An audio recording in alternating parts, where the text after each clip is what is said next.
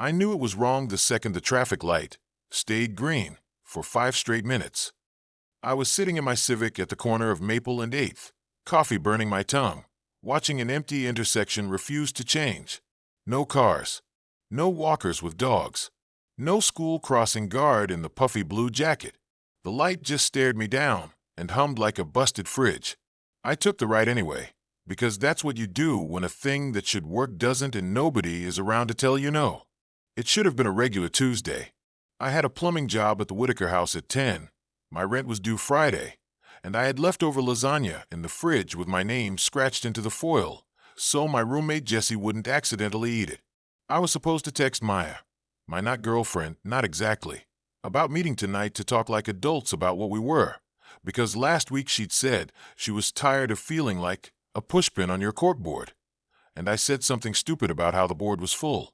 The plan was to apologize with tacos. That was the plan. Then the light stayed green, and the morning felt like a room after someone says a slur, quiet, wrong, and suddenly too bright. I drove past the city park and saw a military van idling at the curb with the back doors open, the kind that looks like a bread truck painted camouflage. No soldiers, just the engine ticking. A grocery cart lay on its side, oranges scattered across the bike lane, like someone had lost a fight with a produce display. I made a mental note. I do that when I'm stressed, to check the local news once I got to the Whitakers. It could be a drill, a power issue, something boring, but the boring explanations kept slipping off. My phone buzzed with an Amber Alert-style tone, and for a second I thought, okay, it's a missing kid. Life is normal enough for that. The message was a warning from the county. Temporary network outages reported. Avoid non-essential travel. I laughed out loud in the car, a short bark. Everybody always says, avoid non-essential travel when it rains. But then a second alert came 30 seconds later, and it didn't sound like the same system. It was the janky emergency alert tone like from old tornado drills, and it just said, shelter if possible. Await updates. That wasn't the weather service. There was no logo. I told myself it was a test that accidentally leaked. I told myself a lot of things before noon. The Whitaker house is the brown 2-story with the plastic eagle on the mailbox and an American flag that's faded peach on one stripe because the sun hits it all afternoon. Mrs. Whitaker is a chatterbox retiree who pays in exact cash and always offers a Coke. I parked in her driveway and the Coke wasn't waiting, which you only notice when you're used to it. The front door stood open a few inches, and there was a smear of something dark on the brass handle. It looked like grease from a cooked burger, but it was on the outside, like someone had grabbed it half clean and gone in. Hello? I called. No answer, TV low somewhere inside. I pushed the door with my sleeve. The smell of pennies rose up, sharp and sour. My stomach did a small, slow roll. I've seen bad stuff in houses, mold walls, burst pipes, once a possum in a crawl space. But blood is a different category. It belongs inside you. When it's not, your body knows. I stood in the entry and listened. The TV was a morning show with canned laughter, but it kept cutting out like someone was moving the antenna. The kitchen had a coffee mug shattered in a perfect ring of white porcelain around the island, like an explosion radius. There were 2 steps sliding into the basement with streaks of brown down the risers, and something like a handprint on the wall at knee level. I called her name again, quieter. No answer. The smart thing was to back out, call it in, wash my hands, and pretend I never touched the doorknob. But the wrong light, the empty van, the oranges in the road. The picture had started to form. I didn't like what the picture was. My brain kept offering the word accident. I picked up my toolbox anyway, because a toolbox makes you feel like you're there for a reason, and not just a person with shaking hands and a thin wallet. The basement door was open now, don't ask me how, and cool air breathed up from below. I clicked the light switch. Nothing. Mrs. Whitaker? It came out too high. I put my phone flashlight on and stepped down. Basement smell, concrete dust, old detergent, cat litter in the corner. Her hot water heater is on the far wall, which was why I was there, because her showers had gone lukewarm and she wanted proper heat, like when my husband was alive. The beam slid across the floor and bounced off something wet that hadn't dried yet. My shoes left tracks in it. A sound came from behind the water heater, like someone dragging a sack across cement. I stopped. The beam found her leg first. Mrs. Whitaker lay on her side, one hand curled under her like she'd reached for something in a dream. Her eyes were open and nicked with red in the whites. Her chest moved, but shallow like a fish. Her lips had the wrong color. The pink was too bright, almost raw. "Hey," I said, kneeling. "Hey, don't move. I'm calling." And my phone blinked SOS only. No bars. The little emergency icon made me feel like a liar. She turned her head, slowly, like it was heavier than the rest of her. Her mouth opened, and the sound that came out wasn't a word. I've heard plenty of deathbed noises in movies and on the job when a guy cut his hand on a broken vanity and passed out. They have a shape, a cough, a gag, a moan. This sound was like someone trying to inhale through a clogged trumpet. It bubbled. I reached for her wrist to check a pulse the way I learned from YouTube when I thought I might go for EMT before plumbing made more sense. Her skin was fever hot. Her fingers flexed and tapped the floor like a beat. Tap, tap, tap. The taps synced with the TV laugh track upstairs for a second, and I wanted to tear my own ears off to stop hearing both. "Don't move," I said again, because I didn't know what else to say. "I'm going to get help." She blinked at me, and the blink wasn't right either. It was too slow, as if the mechanics of it took concentration. As I stood, she surged. That's the only word. No build, no warning. 1 second she was heavy as a bag of sand, and the next she was up on all fours, and then her face was too close. I stumbled back, and my heel hit the bottom stair. Her breath smelled like an old penny jar. She didn't look at my face. She looked at my throat. I put the toolbox between us, and she slammed into it so hard the lid popped, and a handful of copper fittings scattered like coins. Her teeth clicked on the metal handle, and a nicked tooth left a white chip stuck there. I swore and shoved, and her shoulder knocked the side of the water heater. The pilot light went out with a soft pitch FFF, and then we were in the dark with only my phone beam skittering around while she scrabbled and clicked her teeth on the toolbox like a dog with a bone. I ran. I took the stairs 2 at a time, slammed the door, and jammed a chair under the knob. My hands shook enough that I had to hold the chair twice to get it to wedge. She hit the other side. Not hard, not human hard, just steady, like a metronome knocking on wood. Knock drag, knock drag. I called Jesse because he lives 5 minutes away and has a gun he shouldn't own. Straight to voicemail. I texted, 911 not working? At client house. Something wrong. Serious. The message bubble hung and failed. I tried Maya. Ring ring drop. I tried 911 itself, just to hear the inevitable hold music that still means someone, somewhere, has a map and a headset and will send help. Call failed. My mouth went dry. The TV upstairs cut to a special report. I turned it up with a remote because the last thing I wanted was to take my eyes off the basement door. The newscaster looked like she hadn't slept. Her hair wasn't helmeted into place, and she kept touching her earpiece the way you do when you're buying time. "We're getting reports," she said, "of a fast-moving illness. I'm sorry, of violent incidents in several neighborhoods. Authorities are asking." The picture pixelated and jumped, asking anyone indoors to remain there, and if you can lock your doors, do so now.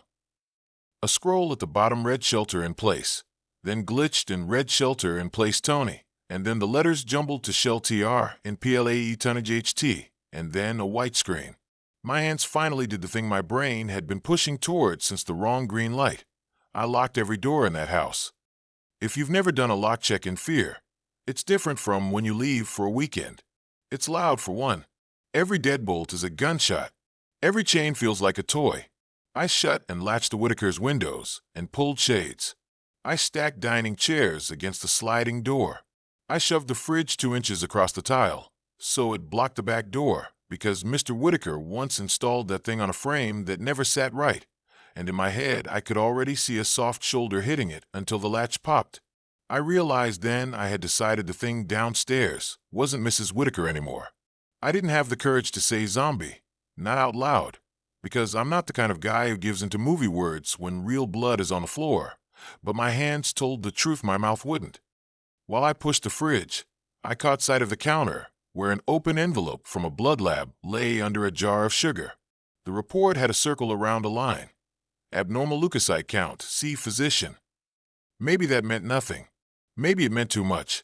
I took a photo just to have something I could show a person later and say, "See, I'm not crazy."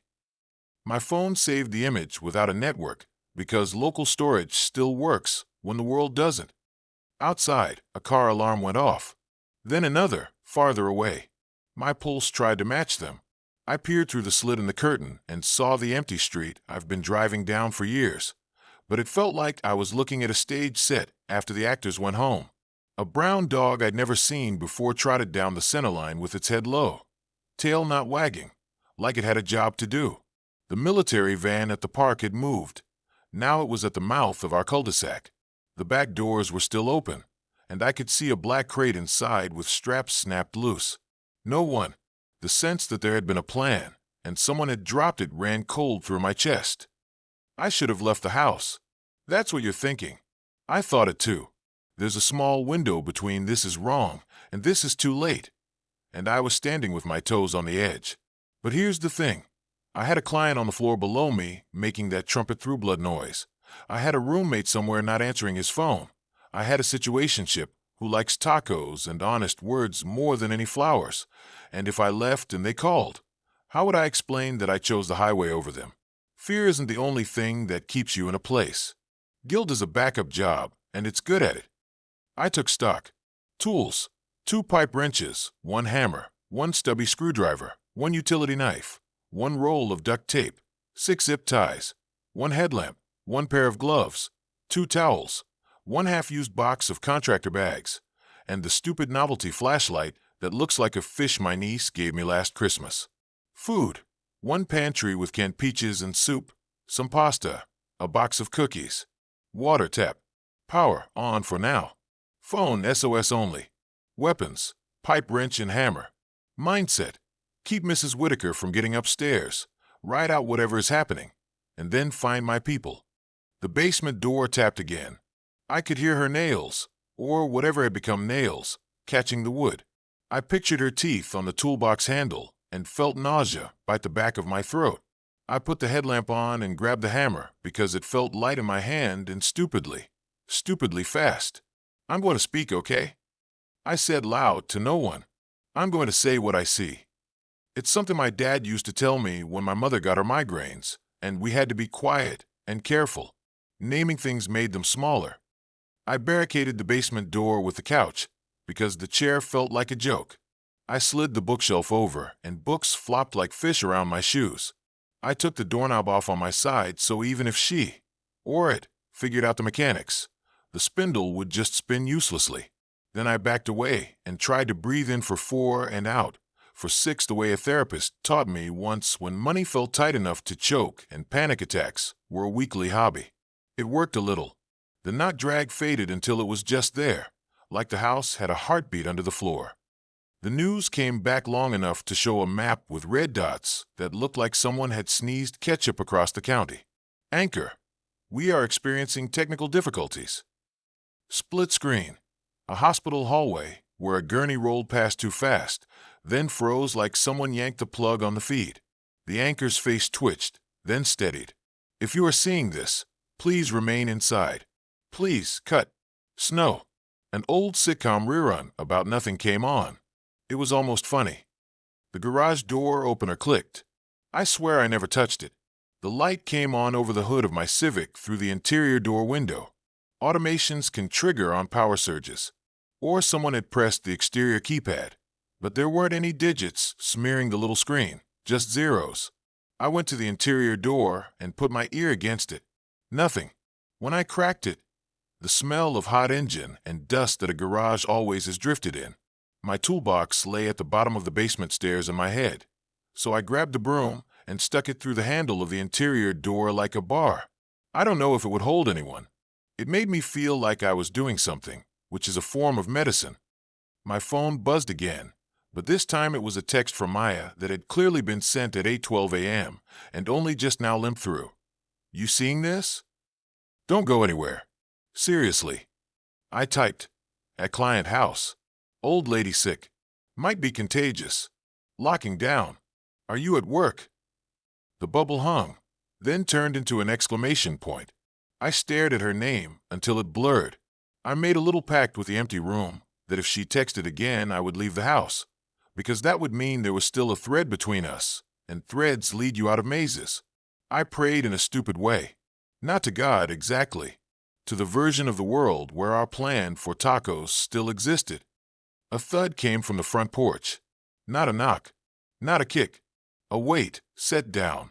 I looked through the peephole and saw a box like the ones the meal kit company uses, with a shipping label and a logo I didn't recognize. No truck in the street. Just a box. The label had my name on it. My actual name. The hair on my arms did a cold wave. I didn't order anything.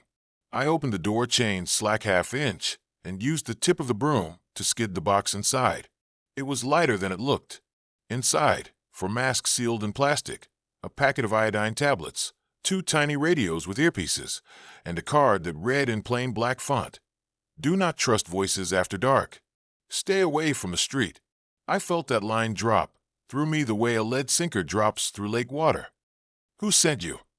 I said to the box because I was alone, and that's what alone people do. There was no sender address.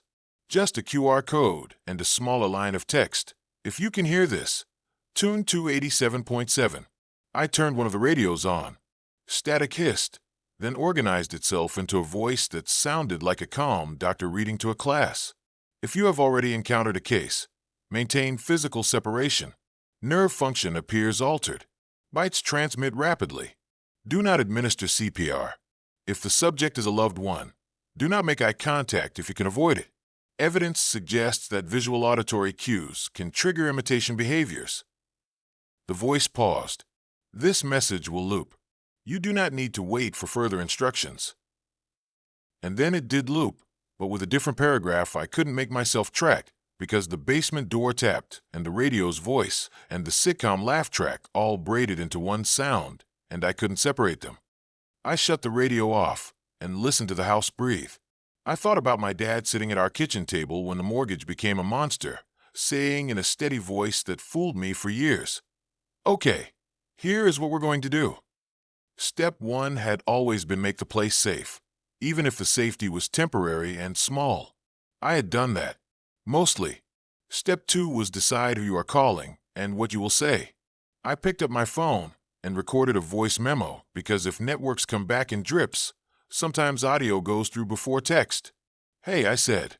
"It's me. I'm at the Whitakers. I think the thing on the news is here. I'm locking down for a minute.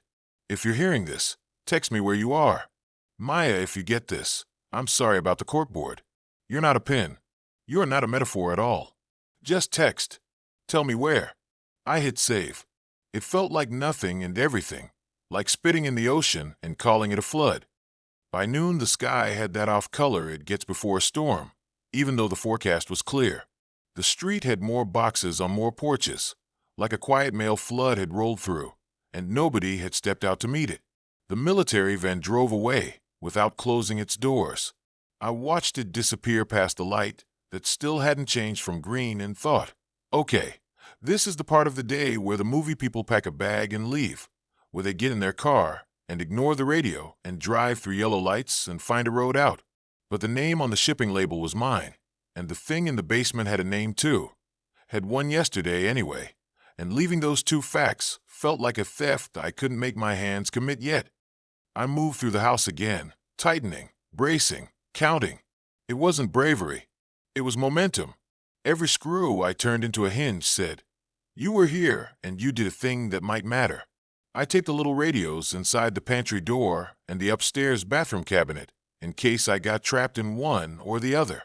I filled the tub with water because if power goes, pumps go. I taped a note to the front door that said, "Do not enter, hazard," because sometimes signs save lives, and if not, they at least satisfy something stubborn in the heart that wants rules to matter. Then I sat on the floor with my back to the basement couch that blocked the door and finally let my brain say the word it had been ducking since morning: zombie. I said it once out loud, into my shirt. It didn't fix anything. It did make my fingers stop shaking for a minute. Something scraped again downstairs. It was followed by a soft thump, like a body, forgetting its angles. I pictured Mrs. Whitaker's hand tapping the concrete, to a beat only she heard. I pictured her husband's flag outside, a faded stripe flapping under a sky that was the wrong color. My phone buzzed, and for a second the world narrowed to a point the size of the screen. The notification was from the county again. Curfew, 6 p.m. citywide. Avoid streets after dark. Then another from an unknown number. Zombie night. Every street is a trap tonight. It looked like clickbait, like a prank text. The font was wrong, and the words were exactly too much. But there was a location tag, our street. It wasn't a headline. It was a warning. My hands opened and closed around the hammer like it was a breathing thing. I don't know when the moment is where you cross from believing something is coming to believing it's already here. Maybe it's when the light stays green too long. Maybe it's when an old woman's tooth chips on your toolbox handle. For me, it was when I heard the front doorknob rattle and realized I was relieved. If the danger's at the door, at least it's not inside your head. I peered through the peephole and saw Jesse on the porch, jaw tight, head backward, eyes wide. He held his pistol low at his side, like he wanted it to look like a hammer. I let him in without thinking about the rule I'd just taped to the door. He stepped over the box full of warnings and said, "Dude," and hugged me in a quick chest bump that smelled like sweat and weed and motor oil. "You okay?" he asked, and I laughed because that word has been ruined forever. "Something's down there," I said, pointing. "I think it's her." He nodded like we were back in high school, and I told him someone was mad at me in the cafeteria. "I got you," he said. He peered down the hall at the basement door and then back at me. "We're not going to the street," he said. It wasn't a question. "No," I said. It wasn't courage. It was a decision built out of 1,000 tiny wrongs that had stacked themselves into a wall around the house. We would lock down. We would wait for a night with the radios off and the tub full and the couch pushing hard against the door. And somewhere between now and dark, I would call Maya again and tell her the first sentence I should have said this morning when the light stayed wrong. I know something is off, and I'm not pretending otherwise anymore. Jesse stood in my doorway, gripping that pistol like it was the only rule that still made sense in the world, and I realized just how relieved I was to see someone I knew, someone real, someone who could look at me and confirm out loud that none of this was just in my head. The basement door was still thudding every few seconds behind the couch, and when he heard it, his face changed, just slightly, just enough for me to know he hadn't come here because everything was fine. He came because everything was going to hell fast, and nobody knew what to do with the fear of being alone. "You weren't answering," he said. "Nobody was answering. I drove to your place. You weren't home. I figured Tuesday, Whitaker job day." He tried to sound casual, but his eyes kept flicking to the door like it was breathing. "You heard the alerts?" I nodded. "You see the news?" I nodded again. He wiped sweat from his forehead. "Okay," he said. "So you know." "I know enough," I said. "Something's here. She attacked me in the basement. She's—" I didn't finish because the word didn't deserve to be said casually. He understood anyway. "Yeah," he said quietly. "Same thing by the highway." "What highway?" "Route 12. Right at Vance Bridge." A guy was lying in the middle of the road. I slowed down to see if he needed help. Dude launched at me like a wolf. Didn't even look like he recognized what a car was. I hit him with a bumper, and he got back up like I slapped him. "This is—" He shook his head. "No rabies acts like that. No drug acts like that. No disease spreads this fast." He looked like he needed to say something bigger, but didn't have the language for it yet. I knew that feeling. The basement door boomed, and both of us jumped. Jesse lifted the gun and pointed it, and then realized how stupid that was. Shooting a basement door inside a house was just asking to die from ricochet. He lowered it. "Okay," he said, thinking. "We can't stay with that thing downstairs. We either kill it or we run." I hated that he said it, but I also hated how right it felt. "We reinforced the house first," I said automatically. "Don't go outside tonight. Emergency warnings said avoid streets after dark." I felt like an idiot quoting alerts nobody trusted a few hours ago, but everything was different now. The air itself felt charged, buzzing, like a storm was already happening somewhere behind the noise. Jesse gave me a look like he wanted to tell me I was overthinking it, but then something moved outside, and both of us froze by instinct. Slow, steady shapes drifted between the houses across the street. People, not walking with purpose, but wandering, listing left or right like they were being pulled by invisible strings. One of them bumped into a mailbox and didn't react. Another bumped into him, and neither turned. They just kept moving forward, mindless and silent. No moaning, no dramatic snarling, just this draining, wrong stillness. That was somehow worse. "Close the curtains," I whispered. "All of them." We started moving fast. He covered the living room windows. I got the kitchen and dining room. I grabbed a hammer and nails out of my toolbox, handed him a handful, and we wordlessly started putting up makeshift barricades, thin boards, furniture pressed against locks, duct tape over window latches. Every move had purpose. Every nail was a prayer disguised as action. Then things went from bad to biblical. A scream ripped through the neighborhood, raw, full-body terror. Not from a movie. Real. Human. Someone was alive out there and getting eaten alive by something they didn't understand. The scream came again, closer this time, and Jesse and I ran to the window without even thinking. A man came stumbling down the street, covered in blood, dragging one leg. He didn't scream words, just noise. He looked over his shoulder while running, and that's when we saw them. 5 of them. Infected. Chasing him. Fast. I don't know why seeing them run made everything real in a way it hadn't been before. In movies, zombies move slow. They're dumb and predictable. These things ran. They hunted. They were hungry, animal in focus. One of them moved on all fours like its spine didn't matter anymore. I swallowed hard because there was no way we could pretend any longer. Not about this. Not about tonight. Not about survival. He ran through our yard, tripped over the fallen mailbox post I'd left after bumping it last month with my car, and screamed again, clutching his shredded thigh. The infected closed in on him, no hesitation. Jesse looked at me. I knew what he was thinking before he spoke. "We help him," he said. "We don't open the door." I warned him. "We can't let them follow." "Back door," he said. "Grab him, yank him inside, block it again. 10 seconds max." It was a terrible plan. It was the only one. We ran. I threw the fridge aside enough to yank the back door open. Jesse burst outside first with the gun raised. The man clawed at the grass trying to pull himself as the infected zeroed in. One reached him and dropped down, jaws wide. Jesse fired. The shot cracked through the air and took off half the attacker's jaw, but it didn't fall. It just screamed without sound and kept coming. "What the?" Jesse backed up, fired again, this time hitting the eye. That did it. The thing dropped. "Grab him," he yelled. I did. I sprinted, slid in the grass, grabbed the guy under his arms, and dragged him as he screamed in pain. Blood smeared my hands. Something was wrong with him. Too much blood. A huge bite chunk was missing from his leg. He was as good as gone. The other sprinted, feral and fast. One jumped a hedge like a panther. We barely got inside.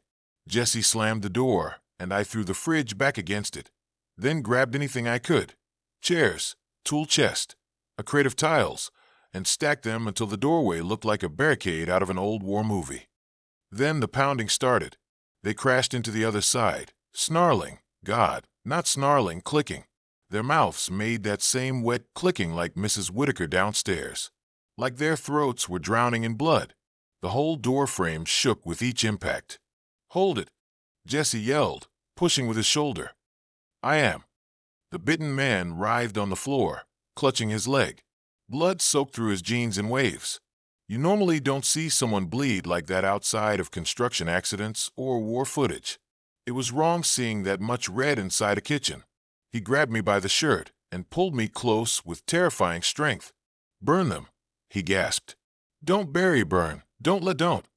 His head snapped forward like he was being electrocuted. His eyes turned wild. "Hey," I yelled, grabbing his shoulders. "Hey, stay with me." But I knew. Looking at him, I knew. And I felt my stomach turn to ice. "Back up from him," Jesse said. "Now." "No, he might still. He's changing." Look at his veins." I looked. Thick black veins had started spreading up his neck like cracks in glass. His skin got pale and tight. He twitched again. Then he went silent. 5 seconds passed. Then 10. Then 12. His chest didn't move. He was dead. Then he moved. Sharp and violent. He lunged. I fell backward and hit the cabinet. Jesse fired before he could reach me. The shot hit his shoulder, spinning him. But he kept coming. Jesse fired again. Headshot. He dropped. Silence again. An awful silence. Jesse breathed hard. "Do you get it now?" he said, voice shaking but controlled. "This is what the warning is about. They die, and then they don't stay dead." I wiped blood off my hands, shock crawling slowly into my bones. "We have to get out of here," Jesse said. They heard the shot. More are coming. The pounding at the door turned violent. Plaster cracked above the hinges. He was right. The house was a trap. "The basement," I said. "There's another exit through the storm doors." "You said she's down there." "I know." The words felt heavy. "But the street is worse. We go through the basement, out the back, cut through the Whitfield's yard, then to the high school. That brick building is our best chance." "How do you know the high school is an overrun?" "I don't." I grabbed the hammer and the biggest pipe wrench I had, but we're out of time. The whole house shook as something crashed through the front window. Snarling. Footsteps. Too many. Jesse pumped a gun. I grabbed the radio. We locked eyes. Neither of us said it, but we both knew. This was the last moment of normal fear before survival would change what we were willing to do. We ran to the basement door. I pulled away the couch. I opened it. Darkness waited like a throat ready to swallow. We went down. Together. But we didn't go alone, because what used to be Mrs. Whitaker was waiting for us at the bottom. And she wasn't alone anymore.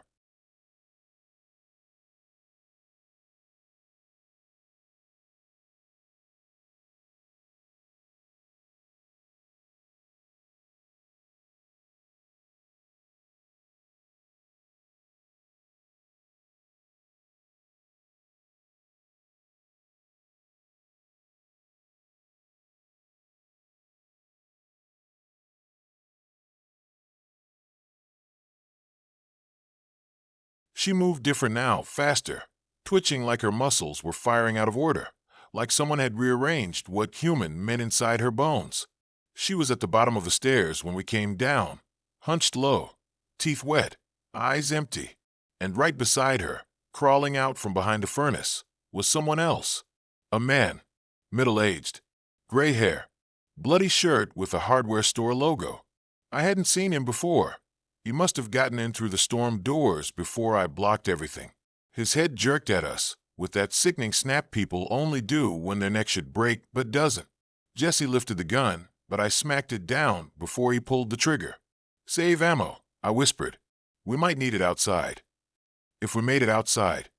We jumped off the side of the stairs to the left, boots slamming into the concrete floor. The things rushed but slammed into the water heater first, confused by the movement. That gave us 2 seconds, maybe less. I grabbed the first thing my hand touched, a metal pipe from a broken shelving rack, and swung at the gray-haired one. The hit cracked across his jaw, but it didn't slow him, didn't even turn his head. He lunged again, teeth bared, throat rattling. Jesse kicked him in the chest, sent him flying back into the cinderblock wall. He hit it hard, left a smear on the concrete, and then just got back up. No pain, no reaction. Just hunger. Jesse swore. Mrs. Whitaker, or the thing wearing her, went straight for me, arms low, head tilted like she wanted to burrow into my throat. Instinct took over. I jammed the end of the pipe straight up under her chin, holding her off as her hands clawed and scraped at the metal, her teeth gnashing inches from my face. Her breath was rancid, sour, rotten, and metallic. Her skin was hot with fever, but her eyes were dead glass. My arms shook under the weight of her pushing. She wasn't strong because of muscle. She was strong because she didn't care about damage. She didn't feel it. "Move," Jesse yelled, and I dropped flat to the floor just before he swung the hammer down with both hands. The crack was horrible, dull, and wet, the hammer buried in her skull. She dropped instantly. The other one didn't stop. It crawled. Not walked, crawled like an animal, hands and feet scraping the floor like claws. It pounced. Jesse fired. Missed. Fired again. Hit the upper chest. Nothing. It slammed Jesse into the wall and snapped at his throat. Jesse blocked with his forearm, screaming as teeth scraped skin. I grabbed the hammer out of Mrs. Whitaker's head and launched forward on pure instinct. I didn't think, didn't plan. I just hit. I crushed one side of its face. Bone collapsed. Teeth shattered. It turned toward me, half its jaw hanging off, but still alive. That broke something inside me. Fear turned into something colder, something sharp. I swung again and again until the skull broke and the body fell twitching, then silent. Chest heaving, fist shaking, I backed away. Blood soaked my shirt. I didn't know if any of it was mine. Jesse leaned on the wall, panting, looking at his forearm. The skin was broken. No deep bite, but teeth had scraped him. I saw his eyes change when he looked at that wound. The fear wasn't for now. It was for later. She didn't break skin deep. I said fast. Only a scratch. You're fine. He nodded, but he didn't believe it. I didn't either, not fully. But I needed him to move. We didn't have time to think about later. Storm doors, I reminded him. He nodded again. Something crashed upstairs, with splitting, glass breaking, heavy bodies slamming into walls. They were inside the house, dozens of them, and they would smell the blood soon. We forced the storm doors open, pushing against junk storage bins and a wooden pallet I'd used to block them days ago when Mrs. Whitaker complained about raccoons. The outside air hit us like a slap, cold and silent. But silence didn't mean safe. The neighborhood looked like something was wrong with reality itself. Streets empty, cars abandoned with doors open, porch lights on in the day. People wandering like ghosts in the yards, heads slowly turning to follow sounds. The world had stopped playing by the rules. We slipped out of the storm doors and into the backyard, staying low. The back fence was tall but old, boards loose enough to push out. We moved slowly at first, hugging shadows, watching shapes in other yards. A man crouched near his garden, eating something raw. A woman stood facing her house wall, head thudding against it over and over like a broken record. A teenage kid walked in circles in the middle of his lawn, while blood dripped steadily from his hands. They didn't scream. They didn't talk. They just did. Jesse and I crouched behind the Whitfield's shed as a pack of 3 passed by the fence, heads jerking, sniffing like feral dogs. One stopped, turned, looked right toward us. I held my breath. Jesse did too. The thing stared, head tilted, then wandered on. We cut through 6 yards, stepped through 2 broken fences, avoided a group of maybe 8 of them swaying near a stopped SUV. Every street looked worse than the last. Sirens wailed far away, but never came closer. Gunshots cracked every now and then. The world felt like it was bleeding out, and we were walking through the veins. When we reached the Higgins backyard, I stopped dead. My heart dropped. The Higgins family was still there. All of them. Mom, Dad, 2 little girls in matching ponytails. They were sitting at their patio table like it was a regular day, except they were eating. Eating someone. A man was sprawled on the table, shirt torn, chest open, ribs cracked. I couldn't even tell who he was. Maybe a neighbor? Delivery driver? Didn't matter. The Higgins family was silent as they ripped him apart. I watched one of the little girls chew a chunk of flesh like it was a chicken nugget. My vision blurred. My chest hurt. These were people I waved to, borrowed a ladder from, helped move a couch one time. That couch was still on their porch. This wasn't monsters from a movie. This was a family from 2 streets down. We moved away slowly. I could feel Jesse shaking beside me. Not from fear, from anger. "What the hell is this?" he whispered. "What is this?" I didn't have words. I didn't think humans needed a new form of hell, but here it was. We were 1 street from the high school when we heard it behind us, shuffling, many feet. We turned and saw them, the herd, maybe 20, maybe more behind that, coming toward us slow but sure. They saw us. They started sprinting. "Run!" Jesse yelled. We bolted, sprinting full speed down the street. They followed, feet pounding pavement, shadows closing in from both sides like the street itself was swallowing us alive. We jumped a broken fence, dodged a fallen motorcycle, vaulted a trash bin. My lungs felt like fire.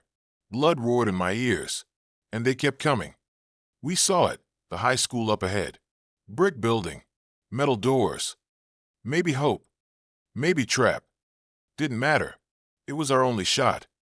We yanked the doors open, dove inside, slammed them, and shoved a vending machine in front of the entrance. Things hit the door a second later.